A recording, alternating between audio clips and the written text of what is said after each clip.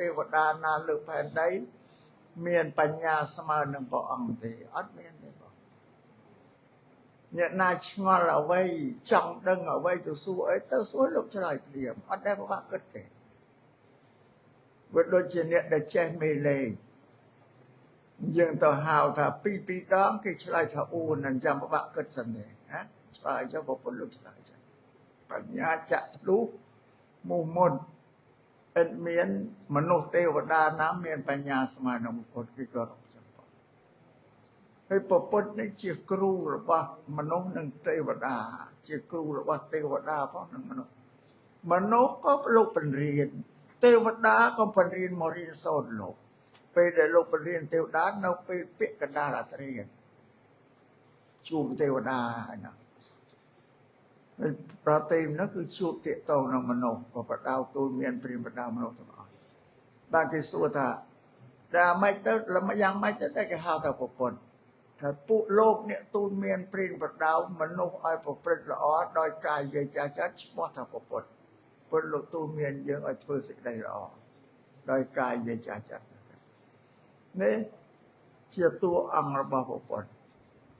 ពុទ្ធមិនទេវតាទេណាបងកុំទៅបន់ស្រន់ដោយប្រពន្ធលោកអត់មានឲ្យជួយទេលោកមានទ្រឹស្ដីគឺបើធ្វើសម្ដែងទុកឲ្យយើង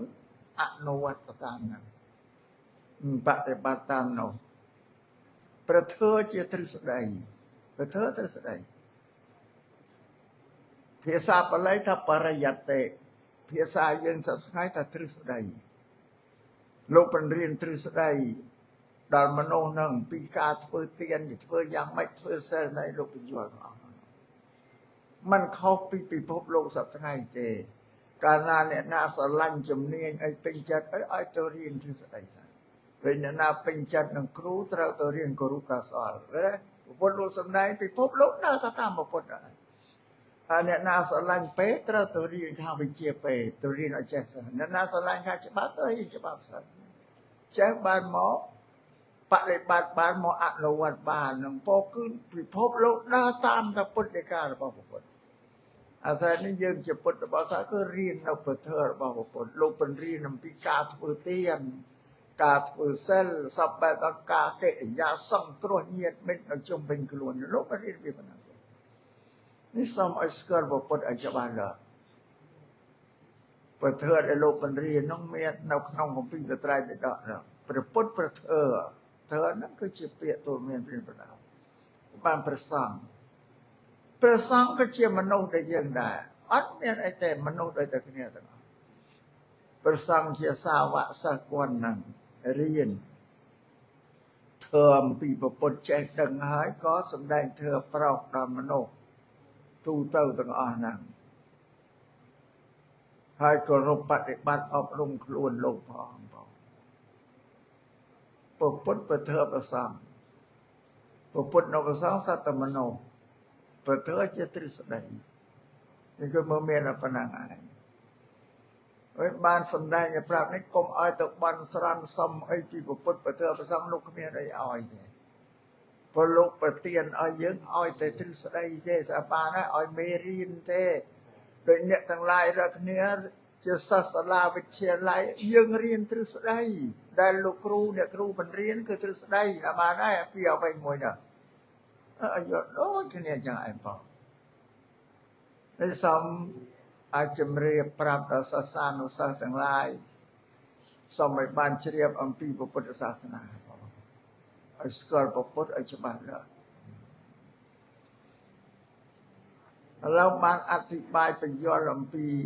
សិល5គឺសរណគមមិញហើយពុទ្ធទាំងតាមយ៉ាងសាគឺពុទ្ធប្រធ្វើប្រសង្ឃណែខាងដើមបានហើយបាននិយាយពីតួសិល5ដែលត្រូវតែមានមនុស្សតែអត់សិល5អត់ល្អដើម្បីប្រកាសជាប៉ះពាល់ដល់ជីវិតដល់សេចក្តីសុខរបស់ជនដទៃជុំវិញខ្លួនយើងនឹងយ៉ាងពុទ្ធលោកទូលមានព្រានបដៅអញ្ចឹងសម្បានហើយពីសិលបញ្យល់ឲ្យយល់ស្គាល់ពីបរតនត្រ័យគឺពុទ្ធប្រធ្វើប្រសង្ឃហើយឲ្យស្គាល់អំពីសិលមានគុណានុភាពយ៉ាងម៉េចគឺផ្ដល់សេចក្តីសុខដល់សង្គមរបស់មនុស្ស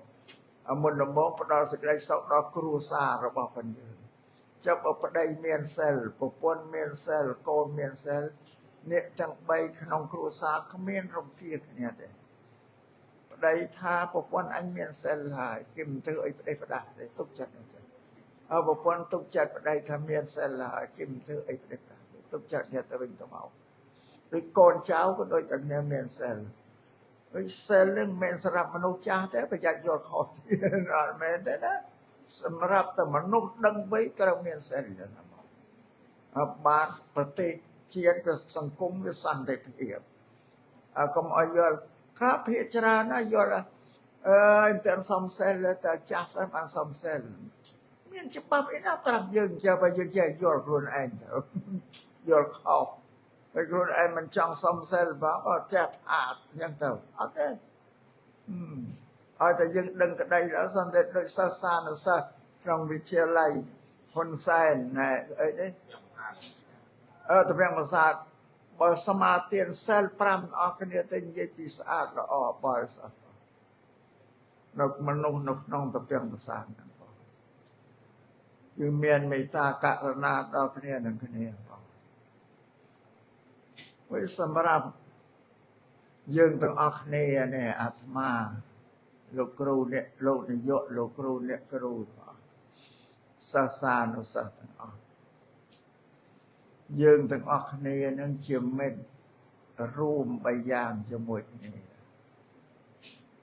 មិត្តទី1យើងជាខ្មែរដូចគ្នាទាំងអស់តណាក៏ខ្មែរដែរ